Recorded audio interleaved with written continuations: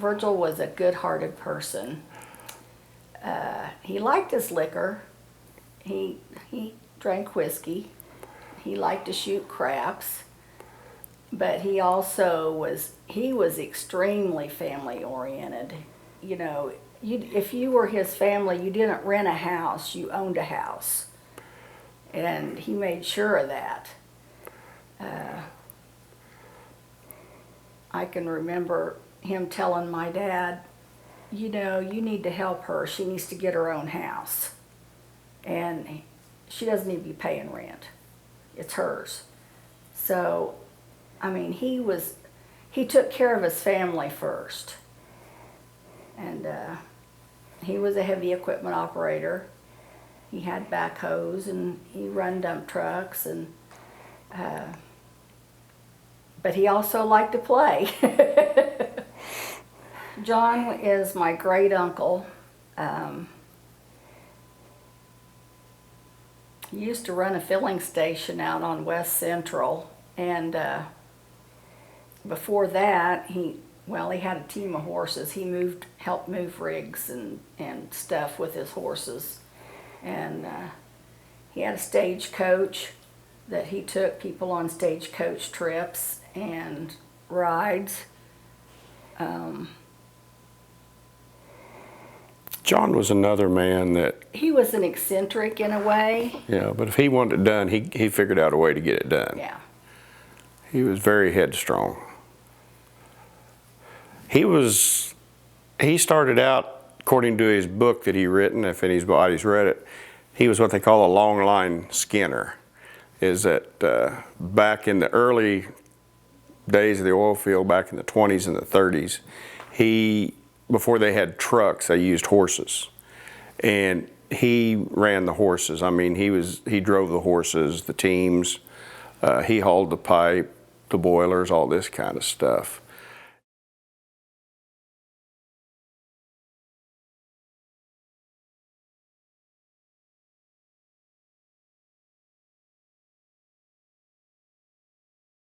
Well, when I was about 16 years old, Dad was dressing tools for R.J. Wixon.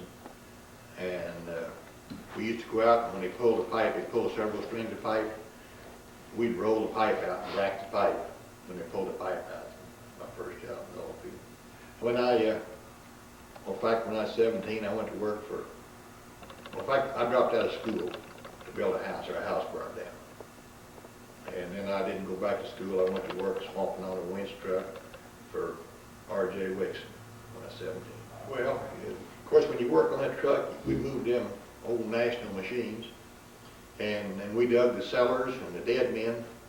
You know, back then everything was done by hand. There wasn't no backhoes around. You know, we'd dig a 6x6 cellar, 6 foot deep. We would form it up with boards. You know, and the reason you dug the cellar, you had several strings of pipe, and you'd have casing clamps, you know, to keep them strings of pipe, you know, to clamp the pipe off, to keep them below the ground.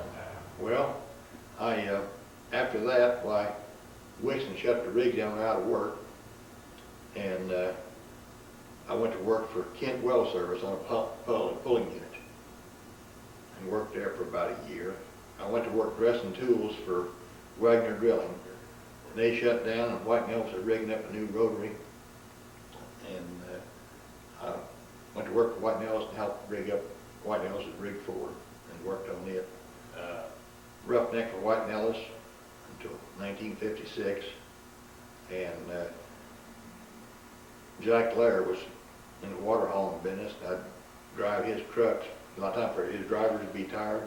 When I'd get off work, I'd stay and haul water and bring the truck in. And he was going out of business, and I ended up buying a new truck. I went to talk to Herman White and asked him for the business, and he said, well, he said, I ain't gonna make you no promises, I'll give you a try. And I said, that's all I need.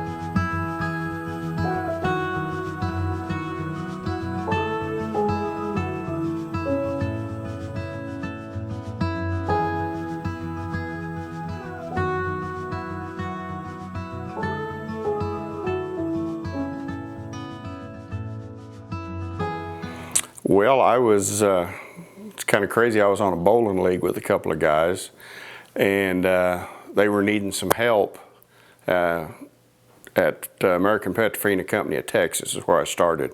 Started out as a roustabout. And they hired me just because I got to know them through that bowling league, and that's how I got started in the oil field. Me, I was born into it. My dad started business in 1956, so I was 2 years old and I don't remember anything else. I was raised with it, and we had the trucks were parked in our yard at the house, and so I was just born. My dad, Albert Hoggaboom, he worked hard and he worked long hours and taught me what people's personalities, how they react, you know, and the value of the oil business. It's not just money, it's a way of life. When I was young, my dad wasn't around because he was always working. I mean, he started out with one truck and he was running the truck, so he missed a lot of my growing up because he was working. But he was determined that he was going to make a business. And he struggled a few times. He started out with a bulldozer, and that didn't really work, so he got rid of the bulldozer and got a tank truck and started hauling rig water, and he slept in the truck a lot too. And he had rig hands helping him. You know, they would say, "Oh, you take a nap, we'll unload," you know.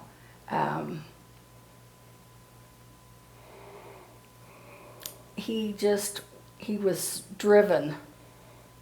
He was very determined. And along with that, he had a big heart. I mean, yes. The city of El Dorado can pretty well back that remark up, because he was,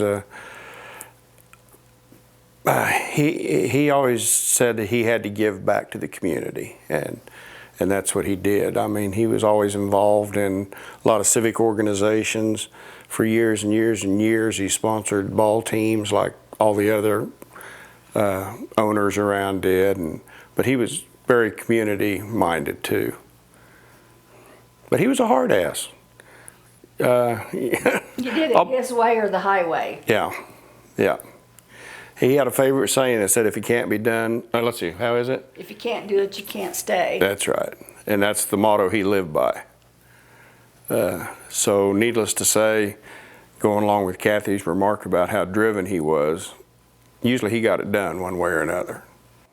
Probably my biggest inspiration was the wrestling coach I had in high school. His name was Martin Little. Of course, I was a freshman in high school, you know, kind of didn't have much self-confidence and whatnot. And he had a lot to do with my attitude and the way I feel about myself. So, yeah, I'd say that far back, he had a big part in it. When Albert Hoggaboom died, he'd been in the business for over, 60 years? Mm-hmm. Even though Kathy and I had worked for him for a number of years, it wasn't our business. And he was always in the forefront. He was one that the customers knew and dealt with. And when he passed away, that fell onto our shoulders. And we were always kind of leery if we could carry on and keep the business going. But so far we have. Albert always had a joke about, he was afraid that the state was going to come back and get him for child abuse when he let us take the business over.